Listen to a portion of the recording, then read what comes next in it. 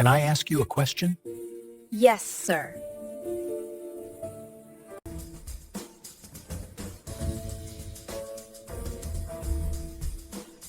What would you do if the richest man in the room asked you a question that could destroy your life or change it forever? Before we dive into this incredible story, please share, and subscribe to Lifted Stories. We love hearing from you. So drop a comment and tell us where you are watching from. The cold bit through the November night like sharp teeth inside the Obsidian Club, where membership cost more than most people earned in 10 years. The air smelled like expensive wine and secrets. Deep in the building's heart, past security guards who wore suits that cost $3,000, there was a special room. People called it the vault. Annie Rodriguez pushed her cart through the thick wooden doors. Her hands were red from washing dishes. Her shoes, bought from a discount store 6 months ago, squeaked against the marble floor. She was 26 years old and earned $15 every hour. Tonight, she was working at a place where people spent $15,000 on a single bottle of wine. The vault room made Annie feel small. Golden lights hung from the ceiling like frozen stars. Paintings covered the walls, each one worth more than her apartment building. In the center sat a round table made of black, which so shiny she could see her reflection in it. Around that table sat 12 people who owned more money than entire neighborhoods. Sebastian Vance sat at the head of the table. His suit was dark blue, perfectly fitted to his tall frame. His watch caught the light and threw it back like a tiny sun on his wrist. That watch cost more than Annie would earn in 5 years. Sebastian Vance owned $30 billion. He owned banks. He owned buildings that touched the clouds. He owned politicians who smiled when he called them. Annie had seen men like Vance before, not in person, but on television, in newspapers, in the angry conversations her father used to have at their kitchen table. Men who believed the world was a game and only winners mattered. She kept her eyes down as she poured water into crystal glasses. The guests talked in low voices about money moving across oceans, about deals signed in secret, about people they could buy and people they could break. Annie was furniture to them. A table, a chair, something useful but not alive. The problem with ordinary people, Vance said, his voice cutting through quiet conversations, is that they want everything. They want dignity. They want fair pay. They want respect. He laughed, and others laughed with him. You can keep your integrity, or you can keep your house. You cannot keep both. The words hit Annie like cold water. She remembered her father coming home tired, his shoulders bent from carrying heavy boxes all day. He had integrity. He died with almost nothing in his bank account, but everything in his heart. Integrity does not pay the rent, a woman in diamonds said, nodding. Integrity does not buy food, another man agreed. Annie's hand shook slightly as she poured. A single drop of water fell outside the glass and onto the perfect black table. It sat there like an accusation. Sebastian Vance saw it. His eyes, gray and cold like winter stones, fixed on Annie. The room went quiet. You there, he said. The help. Annie straightened. Her heart hammered against her ribs. Yes, sir. I have a question for you. A simple question. Vance smiled, but there was no kindness in it. It is a game we play here. Entertainment for after dinner. I ask someone a question, and if they answer wisely, they receive money. If they answer foolishly, well, he shrugged. Everyone laughs, and we move on with our evening. The other guests leaned forward. This was sport for them, watching ordinary people squirm, watching them choose between honesty and survival. Annie wanted to run. She wanted to push her cart back through those heavy doors and never return. But something in her father's voice, a memory from years ago, held her feet to the floor. Never let them make you small, Mija. You stand tall. You speak truth. What is your question, sir? Annie asked. Her voice came out steady, stronger than she felt inside. Vance's smile grew wider. Tell me, what is the most expensive thing in this room? The guest chuckled. It was a trap. Annie understood immediately. Every answer was wrong. If she said the painting, someone would say no, the sculpture. If she said the diamond necklace on the woman's throat, they would point to the rare wine. If she said nothing, they would mock her stupidity. If she said something clever, they would mock her for pretending to be smart. The silence stretched out. Annie looked around the vault. She saw the golden lights, the paintings of sad-faced nobles from centuries ago, the jade statue of a dragon that probably came from a museum that did not know it was missing, the watches, the rings, the tie pins, each one costing more than her yearly rent. Then she looked at the people wearing these things. She saw their faces, smooth and confident. She saw their smiles that did not reach their eyes. And she understood something that made her less afraid. The most expensive thing in this room, Annie said slowly, clearly, is not what I can see. Vance's eyebrow lifted. Oh, do tell. The most expensive things are the ones you have all paid for with pieces of yourselves. The lies you tell to sleep at night. The people you stepped on to sit in those chairs. The secrets you keep locked away because if anyone knew, everything would fall apart. The chuckling stopped. The room temperature seemed to drop 10 degrees. Annie was not finished. Years of biting her tongue, of serving people who treated her like air, of watching good people break while bad people prospered, all came pouring out. That painting. She pointed to a massive canvas showing a summer meadow. I heard you talking earlier, sir. You said you bought it from a man who needed money for his daughter's medicine. You paid him half what it was worth because you knew he was desperate. The man in question, a banker with silver hair, went pale. Annie turned to a woman wearing a necklace that blazed with diamonds. And those stones. I heard you tell your friend they came from your grandmother. But I heard you on the phone in the bathroom. You told someone you bought them with money from your company. Money that was supposed to pay your workers before you laid them off. The woman's hand flew to her throat.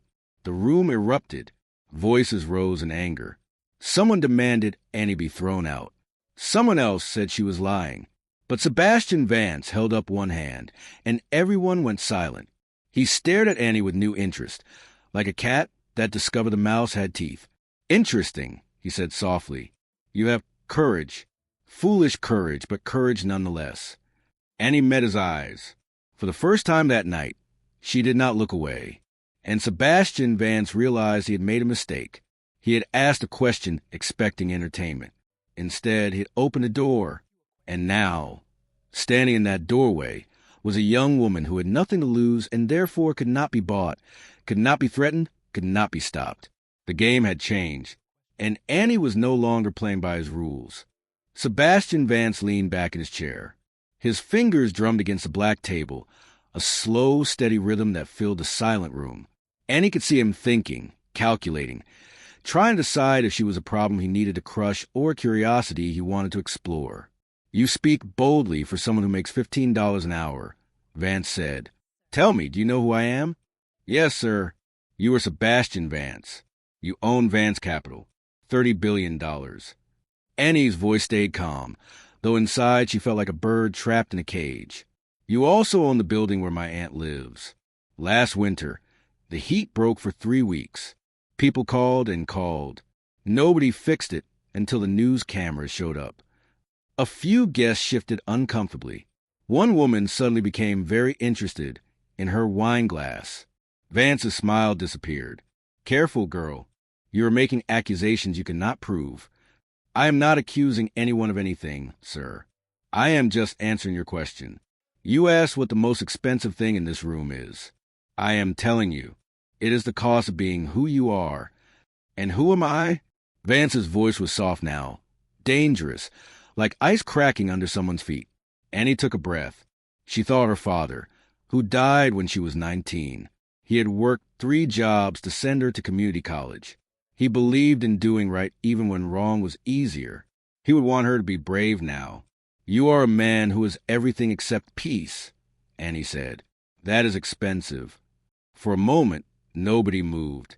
Then Vance did something unexpected. He laughed. It was not a nice laugh, but it was real. Perhaps you are right, he said. Perhaps peace is expensive. But let me tell you what is cheap. Morality, kindness, fairness. These things cost nothing and earn nothing. In this world, you win or you lose. There is no middle ground. Is that why you are having this dinner? Annie asked. In a vault? Behind locked doors? Is that what winners do? Hide. The banker with silver hair stood up. This is ridiculous. We do not need to listen to a waitress lecture us about morality. Sit down, Richard, Vance said, not looking at him. His eyes stayed on Annie. She amuses me. Please continue. Tell us more about how terrible we are. Annie looked around the room again. Her fear was melting away, replaced by something stronger. Anger. Not hot anger, but cold, clear anger that helped her see everything sharply. That painting, she said, pointing to another canvas. This one showing a stormy sea. The artist was Marcus Chun. I know, because my father worked at the gallery where his paintings were shown. Mr. Chun was promised $20,000 for that piece. He got $5,000. The gallery owner said take it or leave it.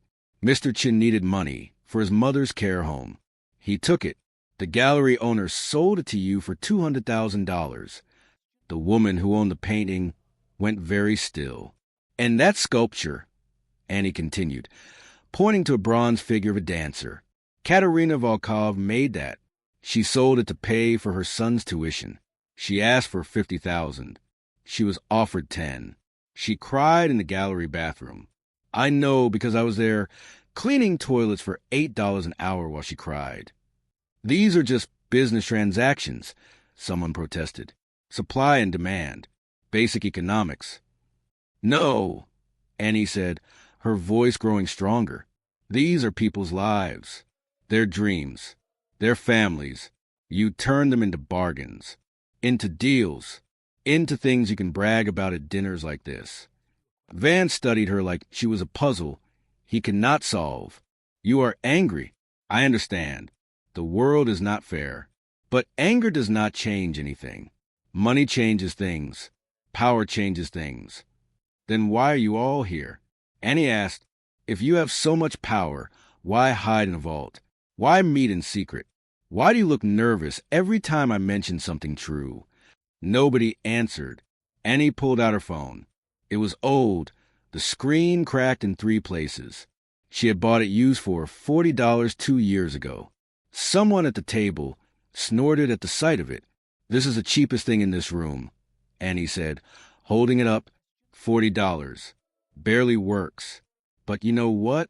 This phone has something none of your expensive things have. The truth. What are you talking about? Vance's voice had an edge now. I am talking about Arthur Ross, Annie said quietly. The name landed like a bomb. Several people gasped. Vance's face went completely blank, which told Annie everything she needed to know. Arthur Ross was my father's best friend, Annie continued. 10 years ago, he worked as an accountant for Vance Capital. He found something wrong in the books. Money going places it should not go. He reported it.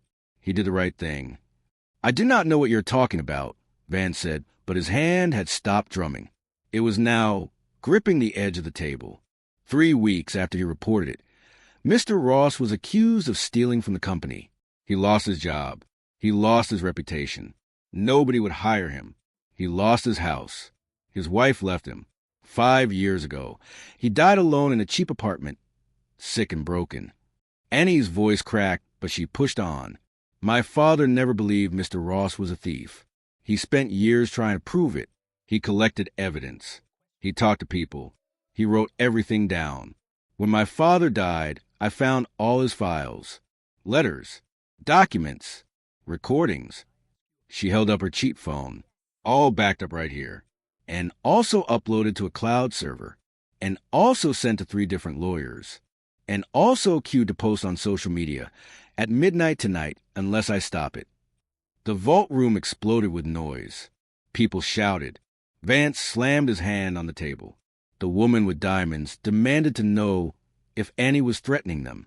I am not threatening anyone, Annie said, her voice cutting through the chaos. I am just telling you what the most expensive thing in this room is. The truth. It costs everything. It cost Arthur Ross's life. It cost my father his peace.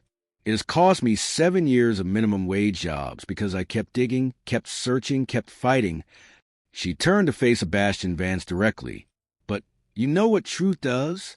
It outlasts lies. It outlasts money. It outlasts power.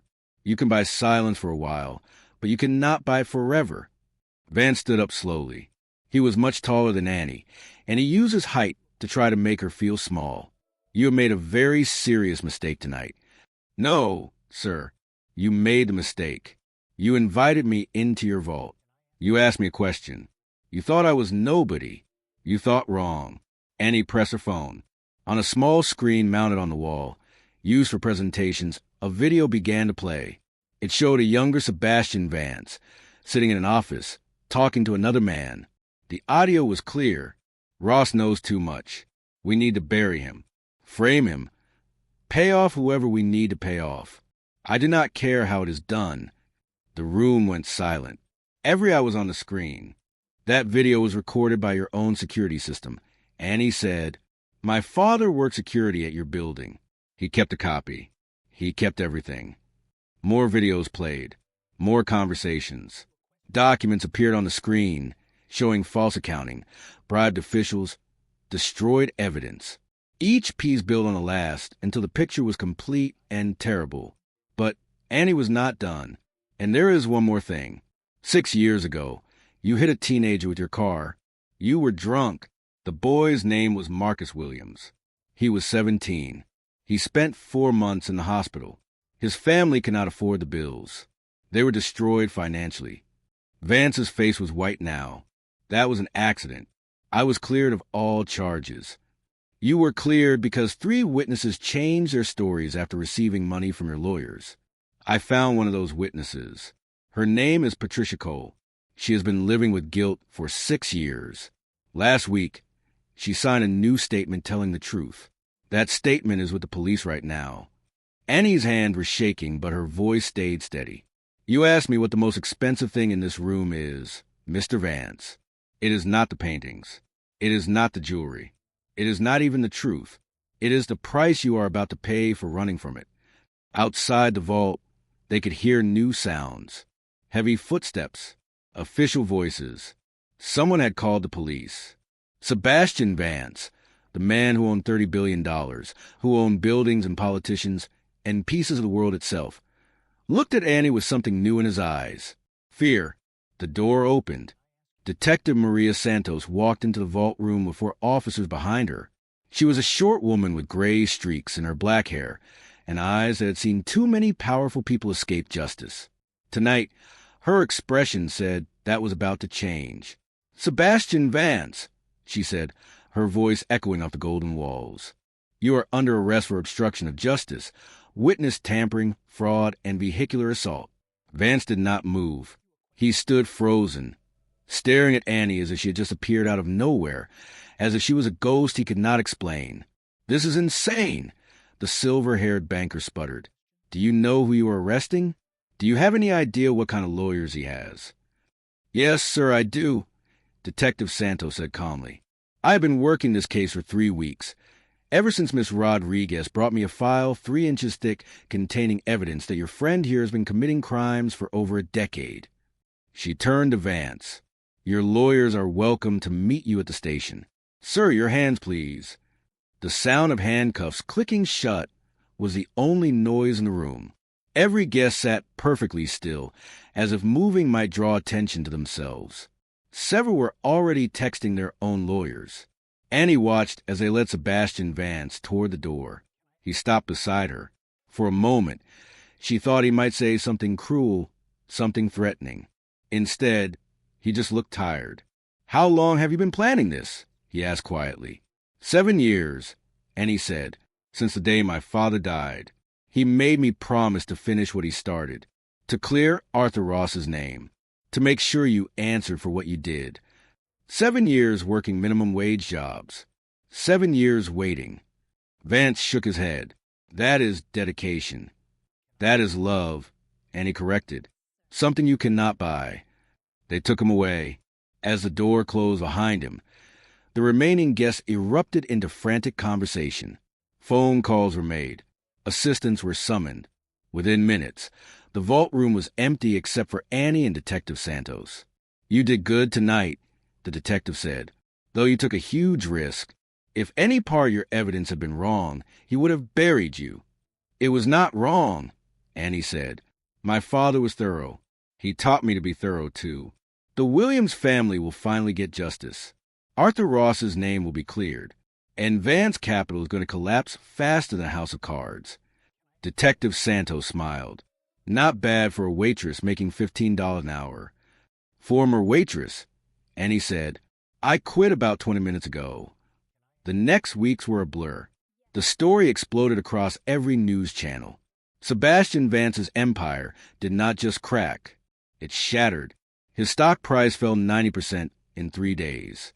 His board of directors resigned. His banks called in loans. His political friends suddenly did not know him. His charity foundations, built to make him look generous, were exposed as tax shelters that barely gave away any money. The evidence Annie provided opened investigations into dozens of other crimes: bribery, tax fraud, money laundering. Each investigation revealed more corruption, more lives damaged, more truth hidden under layers of money and power. Marcus Williams, the teenager Vance had hit with his car 6 years ago, stood in front of news cameras with tears running down his face. I thought nobody cared, he said. I thought rich people could do anything and never pay for it. But someone cared. Someone fought for me. Arthur Ross's daughter, a woman named Elizabeth who Annie had never met, called her sobbing. Thank you, she said over and over. Thank you for giving my father his name back. Thank you for proving he was a good man. The Obsidian Club closed its doors permanently. Too many members were now under investigation. The building was seized by the government to be sold. The money go to pay restitution to Vance's victims. Annie received offers from news shows, book publishers, even Hollywood producers who wanted to turn her story into a movie. She said no to all of them. There was something else she wanted to do. 1 year later, on a cold November morning, very much like the night everything changed, Annie stood in front of a gravestone in Queens. The stone was simple gray marble with words carved deep. Arthur Ross, loving father, honest man, 1965 to 2019. Beside his grave was another stone, newer but just as simple. Miguel Rodriguez, beloved father, man of integrity, 1968 to 2022. Annie knelt between them and placed 2 folders on the ground. One contained the official court documents clearing Arthur Ross of all charges. The other contained a letter from the governor, apologizing for the miscarriage of justice. I did it, Dad, and he whispered, I did it, Mr. Ross. It took 7 years, but I kept my promise. The wind blew cold across the cemetery, but Annie did not feel it. She felt warm, like a weight she had been carrying had finally been lifted. Her phone rang. She almost did not answer, but the number looked familiar. Ms. Rodriguez? This is Judge Helen Carter. We met during the Vance trial. Yes, Your Honor. I remember. I am calling because I heard you enrolled in law school. Is that true? Annie smiled. Yes. I start in January. Criminal defense. I want to help people who cannot afford fancy lawyers. People like Arthur Ross who get accused of things they did not do. That is exactly why I am calling. Judge Carter said, I run a program that helps law students get experience. We pair them with public defenders. The pay is not great, but the work matters. Would you be interested? Yes. Annie said immediately. Very much yes. Good. Because people like you, Miss Rodriguez, people who understand what it is like to be powerless, you make the best offenders. You fight harder because you know what is at stake. After the call ended, Annie sat for a while longer between the 2 graves. She thought about that night in the vault. She thought about Sebastian Vance, now serving 15 years in prison. She thought about all the people he had hurt who were finally getting some justice. But mostly she thought about her father's words. Never let them make you small, Mija. You stand tall. You speak truth. She had stood tall. She had spoken truth. And truth, it turned out, was indeed the most expensive thing in any room. It cost time. It cost safety. It cost comfort. Sometimes it cost everything. But it was also the only thing that lasted. Money disappeared. Power faded. Buildings crumbled. But truth remained solid and unshakable, long after everything else turned to dust. Annie stood up and brushed off her jeans. She was 27 now. She had 4 years of law school ahead of her. After that, a lifetime of fighting for people who needed someone in their corner. People who had been stepped on by those with power. People who had been told they did not matter. She would show them they mattered, just like her father had shown her. As she walked toward her car, Annie thought about that question Sebastian Vance had asked. What is the most expensive thing in this room? She had answered it that night, but now she understood it even more deeply. The most expensive thing was not truth by itself. It was the courage to tell the truth, the willingness to pay its price, the strength to stand up when standing up meant risking everything. That courage could not be bought. It could not be stolen. It could only be chosen moment by moment, person by person, one brave decision at a time. Annie had made her choice, and because she had, dozens of other lives had changed. Arthur Ross's name was cleared. Marcus Williams got justice. Sebastian Vance faced consequences. The Obsidian Club was gone. And somewhere, someone else who had been hurt by powerful people now had hoped that maybe, just maybe, the system could work. One person, one cheap phone, one night of courage. That was all it took to topple an empire. Annie drove away from the cemetery with the morning sun breaking through the gray clouds. She had a meeting with her academic advisor in an hour. She had textbooks to buy and classes to prepare for. She had a future to build. But she also had something else. A story, a reminder, a truth that she would carry with her into every courtroom, every case, every moment when she needed to be brave again. The most expensive thing in any room is not what you can see. It is what you are willing to sacrifice for what is right. And that price, once paid, purchases something no amount of money ever could. Freedom, justice, peace, and the knowledge that you stood tall when it mattered most. So here's the question for you, wherever you are watching this story. What would you have done in Annie's place? Would you have stayed silent to keep your job? Or would you have spoken up, knowing it might cost you everything? Think about it. Because somewhere right now, someone is facing that exact choice. Someone is deciding whether to speak truth or stay quiet. Someone is weighing their safety against what is right. Maybe that someone is you. And maybe, like Annie, you will find that the most expensive thing you own is not what is in your wallet or your bank account. It is your courage, your integrity, your willingness to stand up. These things cost everything, but they are worth even more. Never forget that. And never let anyone make you small. Stand tall. Speak truth. Change the world. One brave choice at a time.